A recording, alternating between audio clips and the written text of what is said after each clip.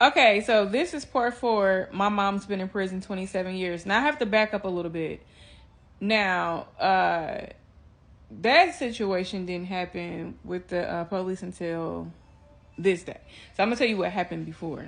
So when we were staying with my mom's best friend, my mother didn't pick me up from school. So I ended up walking to my mom's best friend's house, which it was right down the street. She lived really close to my high school. And when I get there, and she was like, how'd you get home? And I'm like, I walked home from school. And she was like, your mother didn't show up? I was like, no. And so she was like, well, that's weird. That ain't like your mother. Like, she was calling her by her name, though. That ain't like her. And so, back then we didn't have social media. We didn't have Google or Safari where you can just, like, you can call and try to see if they got somebody booked. But we kind of, like, had to, like, wait around and see what was going to happen. So my mother never showed up that day.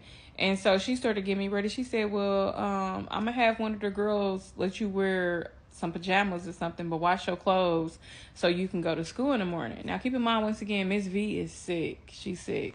But in despite of her being sick, she's still trying to, like, make sure I'm good. And so my little sister was missing too. So we didn't know where neither one of them were at. So I get up in the next morning. I go to school, and this is when I got smart with the lieutenant at ROTC. He sent me to the office. Okay, so I'm like, just like, dang, I hope my mom show up today. So when I go to the dean's office, the police officer asked me to step in the hallway.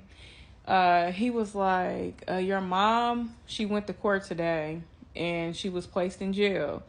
And your little sister has been placed in a children's home. And we call our children's home in my hometown was called the Guardian's Home, the Children's Guardian's Home. And I'm like, no, like I'm screaming like, no. And he was like, yes. He was like, this is a social worker. She's here to take you. You will be placed where your sister's. And I'm like, I don't want to go there. I want to go back to Miss V house. And they were like, no, it has been court ordered that you have to go with the social worker. You are now ward of the state. I'm like, no, I want my mother. When do I get to see her? And they like, we don't know. He was like, now I'm going to tell you, if you try to run, I will have to take you to juvenile. And I was thinking, I don't care. I'm going to go to this court with this lady. And I'm getting out the court. And I had my hand on her car door. Now, they had to use their cars back then. And they probably still do. I had my hand on that car door handle because I was about to run. And she was like, now, Latoya, if you run, I will have to call the police and they will put you in juvenile. And I'm like, well, she was like, well, you'll get to be able to see your sister. I'm like, I don't even want to go there. Like, where's my mother? So the whole time she trying to talk to me, I'm quiet. I'm not saying nothing. We arrive at the Children's Guardian's Home. Now, this was not my first time ever going to the Children's Guardian's Home. My mother was a thug, so she used to be in and out of jail. And I've been to the Children's Guardian's Home a couple of times for her fighting, or she was a booster back in the day. I don't know. She would be doing crazy stuff.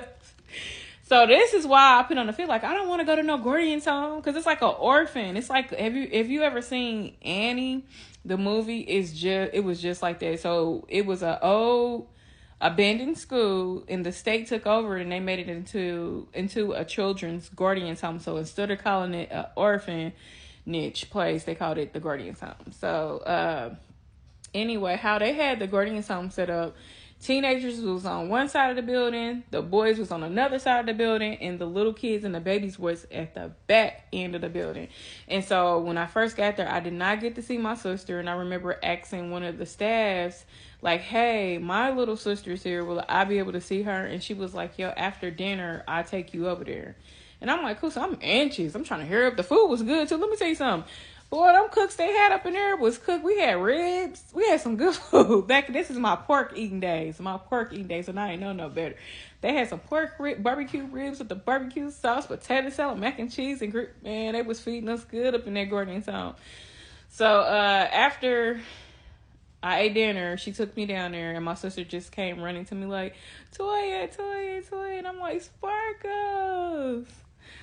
I'm like, what happened? And she was like, they said mommy went to jail. She was a little girl. Mommy went to jail. And so I was just like, oh, I know. I was like, but we going to get out of here. Don't worry about it. She's like, I hope so.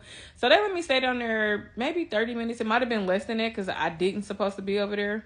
And so she's like, well, your time is she was like, you'll be able to, check on your sister from time to time, but it won't be often. And so I'm like, how long are we supposed to be here? And so she's like, I don't know. And so she walked me back. They got these beds laid out in the Guardian's Home like an orphanage, like, and it's by age. So I was a freshman in high school, so I wasn't old enough to go with the older teenagers, which they had like bunk beds and stuff. I had to stay on that side. And I'm thinking it's temporary. I'm thinking my mom gonna get us back, and we ended up getting a foster parent because she didn't get us back. They ended up offering her services. So what she ended up doing, she had a drinking problem. Now keep in mind, she lost her job.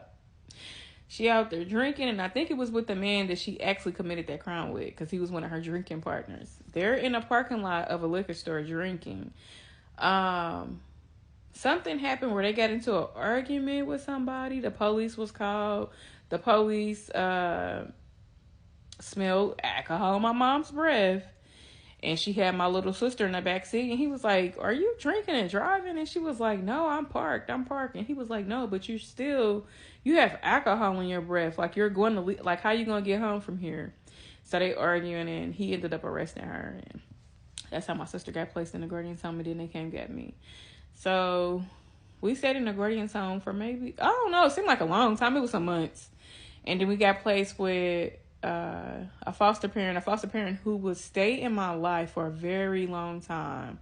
That is going to be the next part of this. So that is part 5.